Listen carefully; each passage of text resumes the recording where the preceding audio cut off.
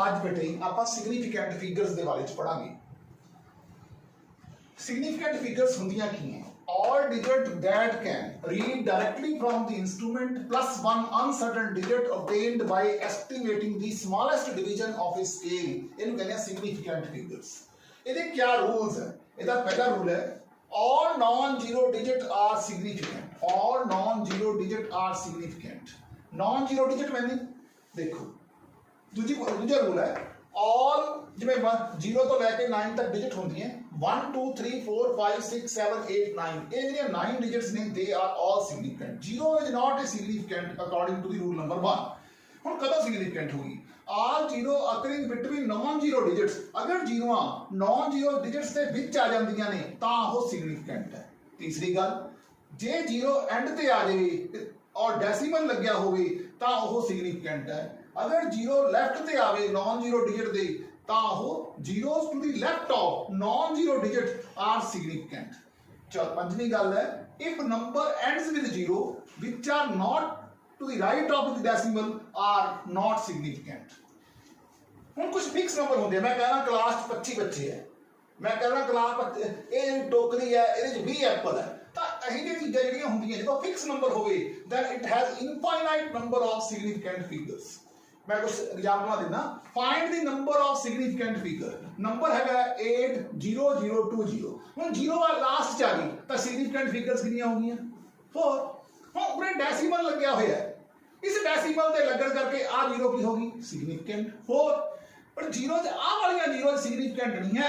हुण जेहड़ी 0 पिछे लग गई वो सिग्निफिकेंट है। 1 2 3 4 5 ये सिग्निफिकेंट है।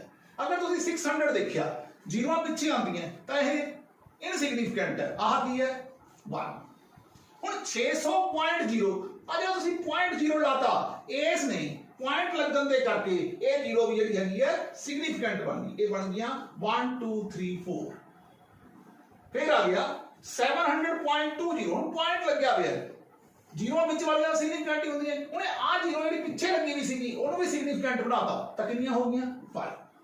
30.000 1 2 3 4 5 ਪੁਆਇੰਟ ਲੱਗਿਆ ਹੋਇਆ ਹੈ ਸਿਗਨੀਫੀਕੈਂਟ ਹੈ। 10 ਰੇਜ਼ ਟੂ ਦੀ ਪਾਵਰ ਚ ਲਿਖਿਆ ਹੋਇਆ ਹੈ। ਐਕਸਲ ਪੁਆਇੰਟ ਦੋ ਡਿਜਿਟ ਰਹਿ ਗਈਆਂ ਇਹਦਾ ਮਤਲਬ ਜਿਹੜੀਆਂ ਕੀ ਨੇ ਦੋਨੇ ਸਿਗਨੀਫੀਕੈਂਟ ਹੈ। ਹੁਣ ਮੂਲੀਆਂ ਵਿੱਚ 0 ਕਦੇ ਸਿਗਨੀਫੀਕੈਂਟ ਹੋਈਆਂ ਨਹੀਂ, ਇਸ ਚ ਇੱਕੋ ਹੀ ਅੱਖਰ ਰਹਿ ਗਿਆ 7। ਸੋ 7 ਇਜ਼ ਏ ਸਿਗਨੀਫੀਕੈਂਟ ਨੰਬਰ। ਹੁਣ ਆਪਾਂ ਨੇ ਰਾਉਂਡਿੰਗ ਆਫ ਸਿੱਖਣੀ ਹੈ ਕਿ ਆਪਾਂ ਨੇ ਅੱਖਰਾਂ ਨੂੰ ਰਾਉਂਡ ਆਫ ਕਰਕੇ ਲਿਖਣਾ ਹੈ। ਟੂ ਦੀ ਇਸ ਨੂੰ ਸਿੱਖਣ ਦੇ ਲਈ ਸਾਡੇ ਕੋਲੇ ਕੁਝ ਰੂਲ ਨੇ। ਹੁਣ ਦੇਖੋ ਜੇ ਤੁਹਾਡੇ ਜਿੱਥੋਂ ਤੁਹਾਡੇ ਰਾਉਂਡ ਆਫ ਕਰਨਾ ਹੈ ਜੇ ਉਹ ਅੱਖਰ 5 ਤੋਂ ਵੱਡਾ ਹੈ ਤਾਂ ਇੱਕ ਐਡ ਕਰ ਦਿਓ। ਅਗਰ 5 ਤੋਂ ਛੋਟਾ ਹੈ ਤਾਂ ਕੋਈ ਚੇਂਜ ਕਰਨ ਦੀ ਲੋੜ ਨਹੀਂ। ਅਗਰ ਦੇਖੋ ਕਿਵੇਂ ਹੁਣ ਜਿਵੇਂ ਮੈਂ ਕਹਾ ਸਪੋਜ਼ ਆਹੀ ਲੈ ਲੈਣਾ ਵੀ ਜੀ 37.27 ਨੂੰ ਤੁਸੀਂ ਰਾਉਂਡ ਆਫ ਕਰੋ। ਤੁਸੀਂ ਦੇਖੋ ਇਸ ਚ 3 ਡੈਸੀਮਲ तक करना है। तीजा डैसीमल किथे आ 1 2 3 ਇੱਥੇ ਆ ਗਿਆ। ਹੁਣ ਇਸ ਦੇ ਵਿੱਚ 2 ਤੋਂ ਬਾਅਦ 7 ਆਉਂਦਾ ਹੈ। 7 5 ਤੋਂ ਵੱਡਾ ਹੈ ਤਾਂ ਆਨਸਰ ਕਿੰਨਾ ਆਊਗਾ? 37.5 ਖਤਮ।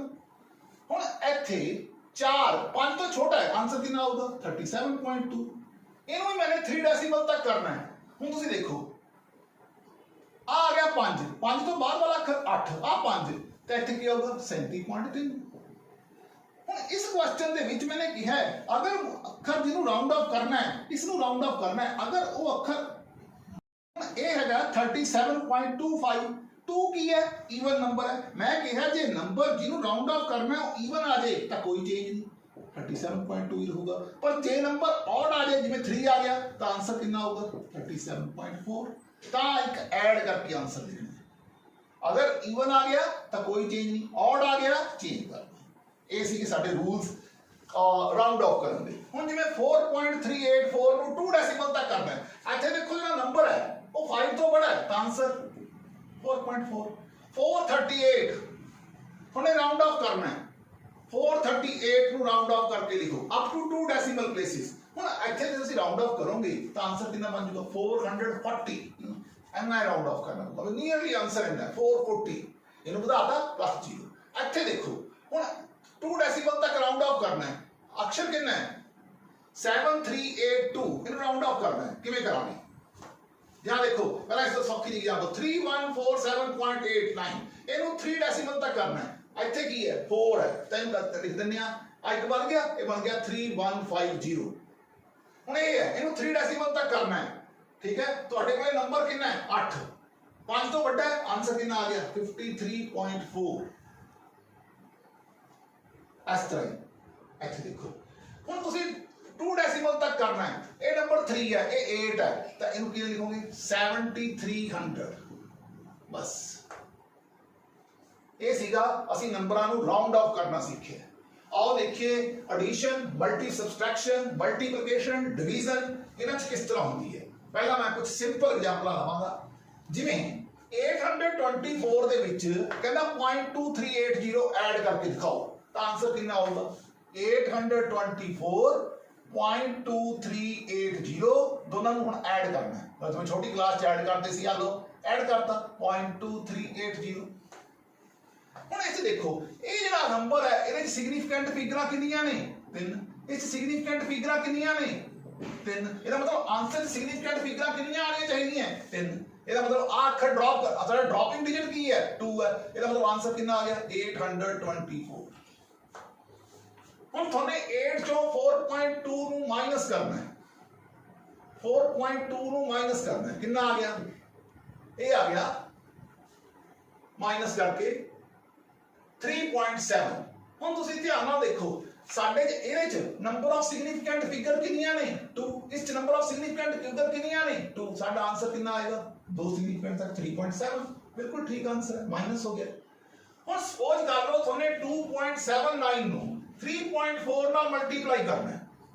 ਜਦ ਤੁਸੀਂ ਇਹਨਾਂ ਨੂੰ ਮਲਟੀਪਲਾਈ ਕਰੋਗੇ ਨਾ, ਤੁਸੀਂ ਕੈਲਕੂਲੇਟਰ ਨਾਲ ਕਰਕੇ ਦੇਖ ਲਿਓ 2.79 ਨੂੰ 3.4 ਨਾਲ ਮਲਟੀਪਲਾਈ ਕਰੋਗੇ, 10 ਚੋਂ 2 गए 8 आएगा। ये देखो 3.4 ਨੂੰ 2.79 ਨਾਲ ਮਲਟੀਪਲਾਈ ਕੀਤਾ, ਕਿੰਨਾ ਆ ਗਿਆ 9.486। ਪਰ ਹੁਣ ਆਪਾਂ ਦੇਖੋ ਇਹਦੇ ਚ ਸਿਗਨੀਫੀਕੈਂਟ ਫਿਗਰਾਂ ਕਿੰਨੀਆਂ ਨੇ 3, ਇਹਦੇ ਚ ਕਿੰਨੀਆਂ ਨੇ ਸਿਗਨੀਫੀਕੈਂਟ ਫਿਗਰਾਂ 2। ਸਾਡਾ ਆਨਸਰ 2 ਡੈਸੀਮਲ ਤੱਕ ਆਣਾ ਚਾਹੀਦਾ ਹੈ। ਹੁਣ ਇਹਦਾ ਮਤਲਬ ਆ ਡਿਜਿਟ ਬਣਾ ਗਿਆ, ਇਹ ਜਿਹੜਾ ਡਿਜਿਟ ਹੈ ਇਹ ਡ੍ਰੌਪਿੰਗ ਡਿਜਿਟ ਹੋਊਗਾ, ਇਹਦਾ ਮਤਲਬ ਇਹ 5 ਤੋਂ ਵੱਡਾ ਹੈ, ਠੀਕ ਹੈ। ਇਹਨੂੰ ਅਸੀਂ 1 ਵਧਾਤਾ, ਆਨਸਰ ਕਿੰਨਾ ਆ ਗਿਆ 9.5।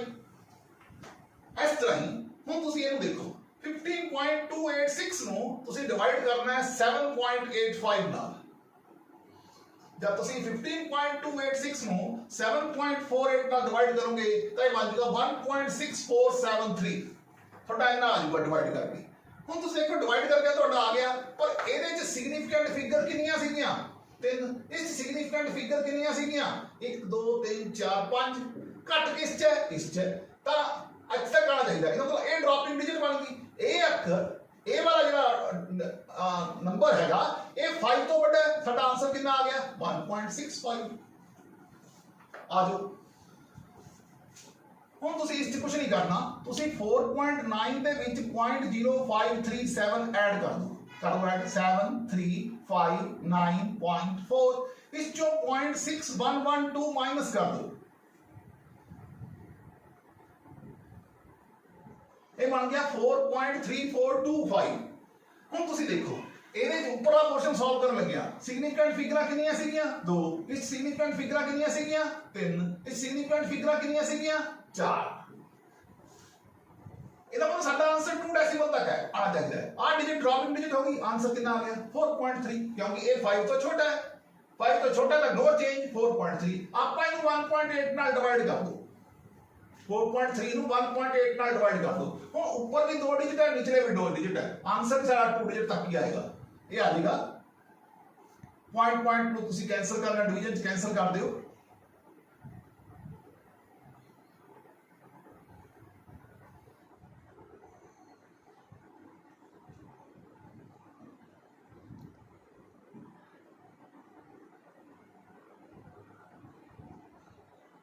ये आ जाएगा 2.3 आंसर। जो डिवाइड कर दोगे ना आपस में ਤੁਹਾਡੇ ਕੋਲ ਆਨਸਰ ਆ ਜਾਊਗਾ 2 ਡੈਸੀਮਲ ਤੱਕ ਕੱਢਣਾ ਸੀਗਾ ਸਿਗਨੀਫੀਕੈਂਟ ਫਿਗਰਸ ਤੱਕ, ਆਨਸਰ ਆ ਜਾਏਗਾ 2.3। ਹੁਣ ਕਹਿੰਦਾ ਸਾਈਡ ਆਫ ਕਿਊਬ ਦਿੱਤੀ ਹੋਈ ਹੈ, ਕਿੰਨੀ ਦਿੱਤੀ ਗਈ ਹੈ 3.25। ਕਹਿੰਦਾ find the area of each face. Area ਕਿਵੇਂ ਕੱਢਦੇ ਆ ਕਿਊਬ ਦਾ, ਸਾਈਡ ਦਾ ਸਕੁਅਰ 3.25 ਦਾ ਸਕੁਅਰ, ਇਹਨੂੰ ਤੁਸੀਂ ਮਲਟੀਪਲਾਈ ਕਰ ਲਓ, ਇਹ ਬਣ ਜਾਊਗਾ 10.5625। ਹੁਣ ਦੇਖੋ ਇਸ ਦੇ ਵਿੱਚ ਸਿਗਨੀਫੀਕੈਂਟ ਫਿਗਰਾਂ ਕਿੰਨੀਆਂ ਨੇ 2, ਆਨਸਰ ਵੀ 2 ਤੱਕ ਹੀ ਆਣਾ ਚਾਹੀਦਾ ਨਾ 3, ਤਾਂ ਆਨਸਰ 3 ਤੱਕ ਉਹਦੇ ਤੱਕ ਆਣਾ ਚਾਹੀਦਾ। ਹੁਣ ਆਹ ਵਾਲਾ ਜਿਹੜਾ ਹੈਗਾ ਇਹ ਉਸ ਤੋਂ ਬੜਾ ਹੈ, 5 ਤੋਂ ਬੜਾ ਹੈ, ਤਾਂ ਇਹ ਕੀ ਕਹਿੰਦੇ ਆ ਆਨਸਰ ਕਿੰਨਾ ਆ ਗਿਆ 10.6 ਸੈਂਟੀਮੀਟਰ ਸਕੁਅਰ। ਆਜੋ 4.51 ਨੂੰ ਚ 3 ਐਡ ਕਰਨੇ। ਤੁਸੀਂ ਦੇਖੋ ਇਹਨੂੰ ਐਡ ਕਰਨ ਲਈ ਤੁਸੀਂ ਇਹਨੂੰ ਐ ਲਿਖ ਲਓ, ਇਹ ਵੀ ਇੱਕ ਤਰੀਕਾ ਹੈਗਾ। 0.451 into 10 ਦੀ ਪਾਵਰ 1 ਇਹਨੂੰ ਐ ਲਿਖ ਲਓ 0.3 into 10 ਦੀ ਪਾਵਰ 1 ਉਹਨੇ ਬਣ ਗਿਆ। ਤੁਸੀਂ ਐਡ ਕਰੋ, ਇਹ ਬਣ ਗਿਆ 0.751 into 10 ਦੀ ਪਾਵਰ 1। ਹੁਣ ਇਸ ਸਿਗਨੀਫੀਕੈਂਟ ਫਿਗਰਾਂ ਕਿੰਨੀਆਂ ਨੇ? ਇੱਕ। ਇਸ ਸਿਗਨੀਫੀਕੈਂਟ ਫਿਗਰਾਂ ਕਿੰਨੀਆਂ ਨੇ? ਤਿੰਨ। ਆਨਸਰ ਦਾ ਮਤਲਬ ਇੱਕ ਡੈਸੀਮਲ ਤੱਕ ਹੈ। ਆ ਦੇਖਦਾ ਇਹਦਾ ਮਤਲਬ ਆਹੀ ਰਹਿ ਗਿਆ। ਅਗਲਾ ਅੱਖਰ 5 ਹੈ, ਧਿਆਨ ਨਾਲ ਦੇਖੋ ਇਹ 5 ਹੈ ਤਾਂ ਇਹ ਬਣ ਜਾਏਗਾ, ਇਹ ਬਣ ਜਾਏਗਾ 0.8 into 10 ਦੀ ਪਾਵਰ 1। ਆਨਸਰ ਆ ਗਿਆ 8। ਆਜੋ 3.4 है, 3.4 माइनस 0.2 ये बन गया 3.4 माइनस 0.2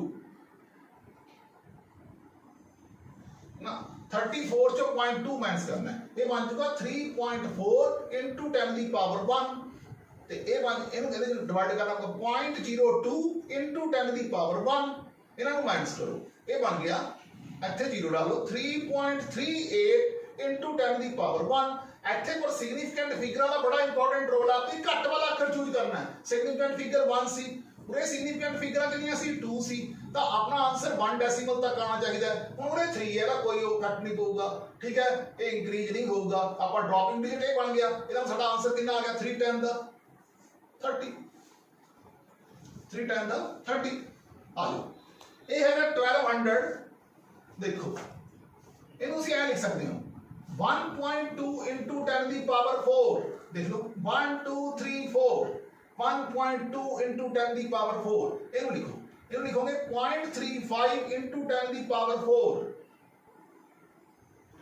ਇਹਨਾਂ ਨੂੰ ਆਪਸ ਦੇ ਵਿੱਚ ਮਾਈਨਸ ਕਰੋ, ਮਾਈਨਸ यानी कि 1.2 चों बेसिकली ये चीज करनी है। इन्होंने ऐ लिखा 1.2 into 10 the power 4 0.35 into 10 the power 4 1.2 चों 0.35 माइनस कर रहे हैं। बेसिकली कितना आ जाएगा 0.85 10 दी पावर 4 ਤਾਂ ਉਵੇਂ ਹੈ। ਹੁਣ ਮਾਈਨਸ ਕਰਕੇ ਆਪਾਂ ਰਾਉਂਡ ਆਫ ਕਰਕੇ ਲਿਖਣਾ ਹੈ। ਤੁਸੀਂ ਦੇਖੋ ਵੀ ਇਹਦੇ ਸਿਗਨੀਫੀਕੈਂਟ ਫਿਗਰਾਂ ਕਿੰਨੀਆਂ ਸੀਗੀਆਂ 2, ਇਸ ਸਿਗਨੀਫੀਕੈਂਟ ਫਿਗਰਾਂ ਕਿੰਨੀਆਂ ਸੀਗੀਆਂ 2। ਆਨਸਰ ਚ ਕਿੰਨੀਆਂ ਸਿਗਨੀਫੀਕੈਂਟ ਫਿਗਰ ਹੈ 2। ਆਨਸਰ ਕਿੰਨਾ ਆ ਗਿਆ 8500। 10 ਦੀ ਪਾਵਰ 4 ਨਾਲ ਮਲਟੀਪਲਾਈ ਕਰ ਲਿਆ 100 100 ਕੱਟ ਗਿਆ 8500 ਹੈ ਗਿਆ। ਆ ਜਾਓ ਇਸ ਤੇ 4.7 into 10 ਦੀ ਪਾਵਰ -4 3.2 into 10 ਦੀ ਪਾਵਰ -6 ਇਹਨੂੰ ਏਦਾਂ ਲਿਖ ਲਓ 4.7 into 10 ਦੀ ਪਾਵਰ -4 into 0.032 into 10 ਦੀ ਪਾਵਰ -4। 4.7 ਚੋਂ 0.032 ਮਾਈਨਸ ਕਰ ਦੋ, ਕਿੰਨਾ ਆ ਗਿਆ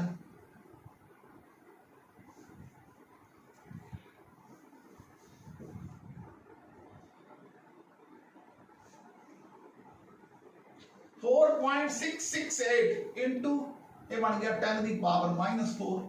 ਹੁਣ ਦੇਖੋ ਪਰ ਸਿਗਨੀਫੀਕੈਂਟ ਫਿਗਰਾਂ ਕਿੰਨੀਆਂ ਸੀਗੀਆਂ 2। ਇੱਥੇ ਸਿਗਨੀਫੀਕੈਂਟ ਕਿੰਨੀਆਂ ਸੀ 2।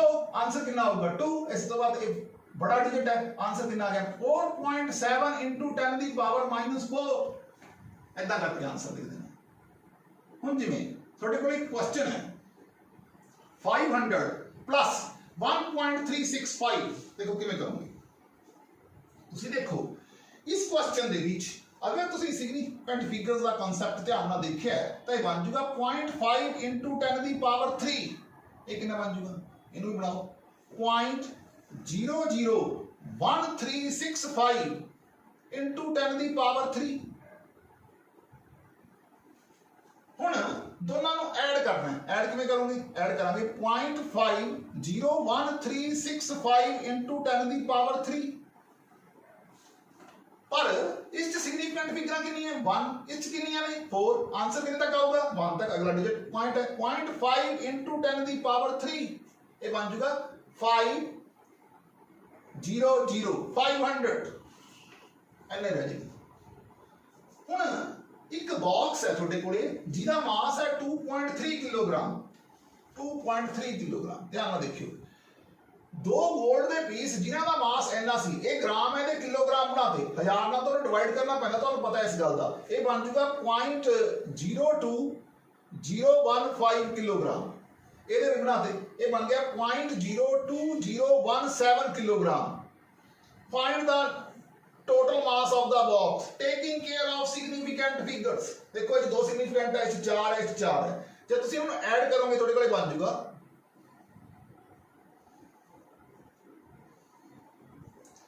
हुण किथे तक आंसर आ जाइए? 2 तक। 2 केड़ा 2.3 तक आंसर कितना आ गया 2.3, क्योंकि ये अगे 4 सीगा, 4 की है 5 तो छोटा है।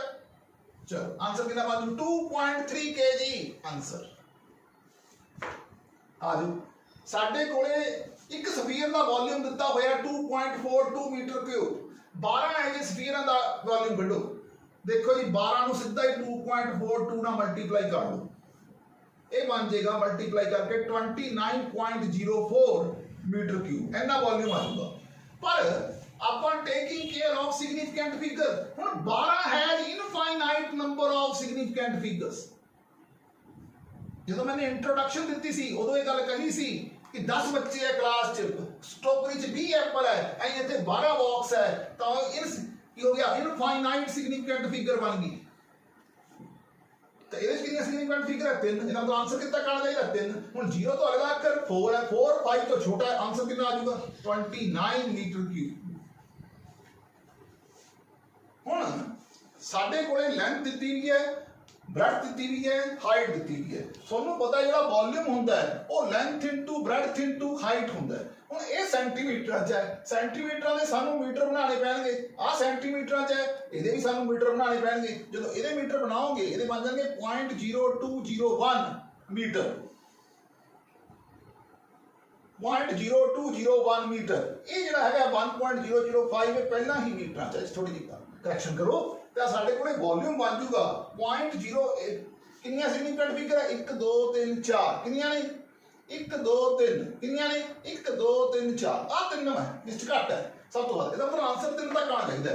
जब तुम इन्होंने मल्टीप्लाई कर लोगे तो आ जाएगा 0.08855 मीटर क्यूब। हम तुम देखो इस कितने सिग्निफिकेंट फिगर 1 2 3 आ 0 तक कंसीडर नहीं करते, पर जेदे पीछे 0 लगी होंदी वो कंसीडर होनी सी। ये साडा पूरा टॉपिक सीगा significant figures, rounding off figures, addition subtraction multiplication and division in the significant figures. एक गल का ध्यान रखना है, एडिशन सब्सट्रैक्शन करन लगे असीं जो ऐड करना है तो जिहदे least number of significant figures है उहनूं चकना। एक गल होर सपोज कर लो भी तुहाडे कोले लिखिया हुंदा 2.0 किलोग्राम, जां लिखिया आ जे 11,250 किलोग्राम, तो ये सिग्निफिकेंट फिगर इस एन भी हैगी है, यू भी हैगी है, एन भी हैगी है, यू भी हैगी है, तो आ वाली 0 भी सिग्निफिकेंट बन जाएगी। ये गल ध्यान योग है। ये सारा टॉपिक सिग्निफिकेंट फिगर्स।